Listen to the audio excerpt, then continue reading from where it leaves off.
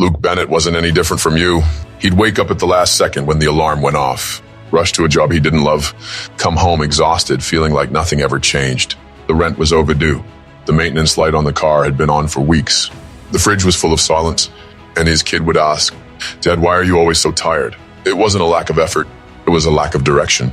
Then one random Saturday, sitting alone in the kitchen, Luke opened an old book his brother had lent him. No expectations, no hope, but one thing in his heart, a need to crawl out of that hole. What started as a hesitant read turned into a quiet revolution.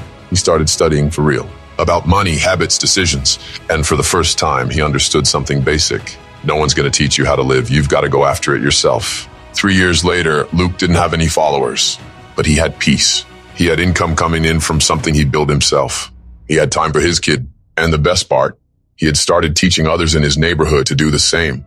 This is Luke Bennett's story, and it could be yours too. Luke Bennett was never exactly Mr. Discipline. He'd start a bunch of things and rarely finish any of them. Half-read books, half-finished courses, random notes scattered around with no real meaning. But after that Saturday, that regular day that changed everything, he wasn't the same anymore. The book he'd left open on the table stayed there. It was his brother's. Purple cover, gold lettering, rich dad, poor dad. He didn't expect much, but from the first few pages, it hit him like a punch to the gut. Every chapter felt like it was written just for him. The poor work for money. The rich make money work for them. He closed the book and just sat there, silent. How many years had he worked without ever thinking about this? He started highlighting the sentences that stung the most, the ones that called out the life he was living, or better yet, the life he wasn't living. Lines like, "Financial education isn't taught in school, it's learned through pain." And that's when things started to click. Later that same day, he stumbled across a video about personal finance. Simple, straight to the point. It explained how to track your money, what comes in, what goes out. Luke had never done that before. It sounded so basic, it almost felt silly. But for the first time, he did it. He opened up a spreadsheet, filled it out. Income, expenses, debts, fees. Every number felt like a slap in the face. Useless subscriptions. Forgotten payments, little escapes pretending to be comfort. And in the end, the same empty feeling. He took a deep breath, cut what he could, and something was left over.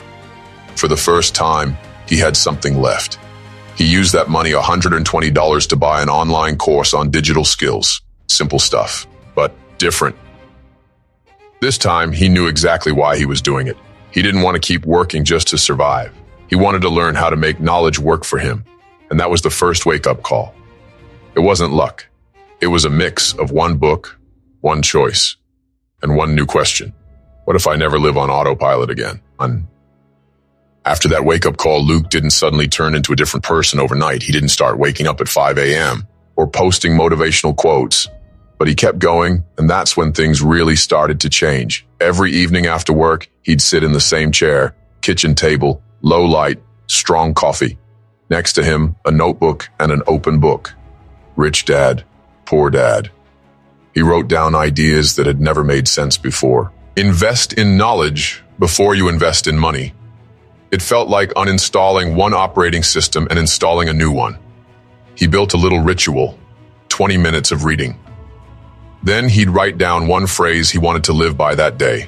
After that, he'd study something practical. Personal finance, Canva, Excel, basic marketing. Over time, he structured his routine into simple blocks. Learn, apply, repeat.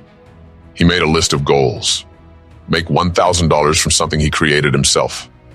Teach at least one person. Have 2 income streams by the end of the year. His first idea came from paying attention. People were looking for jobs, struggling with their resumes. People who had never even heard of storytelling or visual layout. Luke gave it a try.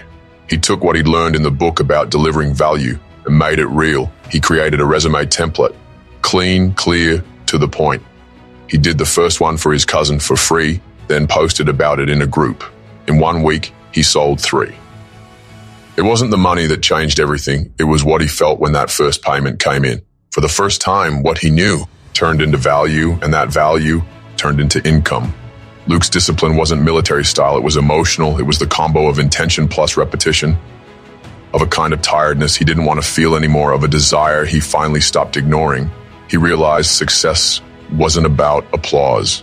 It was about waking up with purpose, sitting down to study without needing to hype himself up, living with the quiet certainty that even slowly he was headed in the right direction.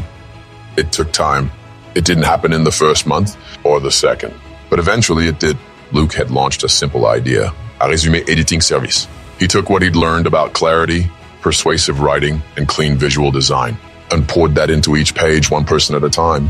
He posted his services in local job hunting groups. At first, no one responded. Then he got 2 messages. One just asked about the price. The other said, "Can you do mine today?" He did it, put real effort into it, delivered it in a polished PDF format, charged $35, got paid via bank transfer.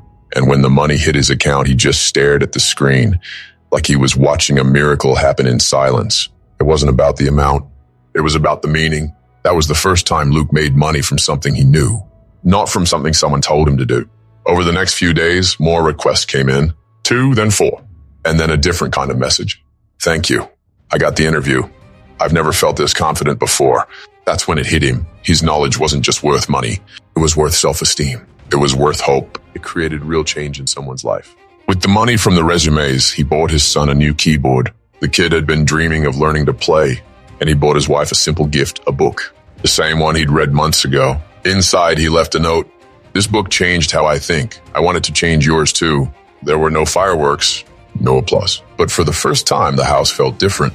Less silence from exhaustion, more silence from peace. Luke wasn't rich, but he wasn't the same, and everyone around him could feel it. That was his first real result, not the money, but the confirmation that the path he'd chosen was real and totally worth sticking to. Luke was never the super social type. He wasn't the guy from the soccer group, not the one cracking jokes in meetings. He'd always been more of an observer, more of a listener than a talker. But once he started changing on the inside, people around him started seeing him differently. They couldn't quite explain it, but they felt it. He didn't complain like he used to, didn't carry that constant exhaustion anymore. His voice had a new tone, his eyes a new weight, lighter, clearer, more at peace. One coworker, someone who barely ever talked to him, sat down at lunch and said, "Man, something's different about you. What are you doing?" Luke smiled, unbothered, kept it simple, just learning some stuff, trying to make things work, and went back to eating. Next day, that same coworker sat next to him again. "Can you pass me one of those books you've been reading?" Luke did, and with that, earned respect without asking for it, influence without trying, because people who are at peace attract others. The neighbor who always borrowed money showed up asking about spreadsheets. A cousin called saying he was sick of working hard and getting nowhere. Luke listened, gave him direction, showed him the same videos, the same books, nothing fancy but everything real. He never saw himself as better than anyone. Actually, he still felt like a learner. But he'd realized something powerful. People who move forward with confidence inspire those who feel stuck. By the end of the month, he noticed 2 of his friends had started studying too. One was selling crafts with his wife's help, the other offering small business consulting in town, and all of it started with something no one even saw. A man opening a book on a regular morning. A man choosing not to give up on himself. Luke's impact wasn't on social media. It was in backyards, at family dinners, in group chats with friends. Invisible impact, but real. Quiet, but deep. He didn't change the whole world, but he changed his world. And because of that, he changed the world of everyone around him. Luke Bennett never became famous. He didn't buy a new car. He didn't post pics from beaches halfway across the world. But he started waking up with a different kind of energy. The alarm still went off early, but now he knew why he was getting out of bed. The fridge wasn't stocked with luxuries, but it wasn't empty either. Monthly bills no longer felt like nightmares. And his son now sat next to him, learning the keyboard, eyes glowing with excitement. The world around him didn't turn into a Hollywood comeback story, but everything felt lighter, more fair, more his. And most importantly, it all started with a choice. Simple, quiet, real. Luke could have stayed the same, complaining, waiting, just surviving, like so many people do. Like maybe you're doing too, but one day he chose to try. He chose to learn. He chose to apply, and he chose to keep going, even without knowing exactly where it would lead. Today, when he looks back, he sees a straight line of small decisions, and each one brought him closer to the person he always wanted to be. He didn't discover a secret. He just refused to believe it was too late. And now the question is, are you going to accept things as they are, or are you going to decide? Because in the end, it's not about books. It's not about money. It's not about luck. It's about choice. And everybody's got one. You can choose to stay the same, or you can choose to truly change. Luke Bennett made his choice. What about you?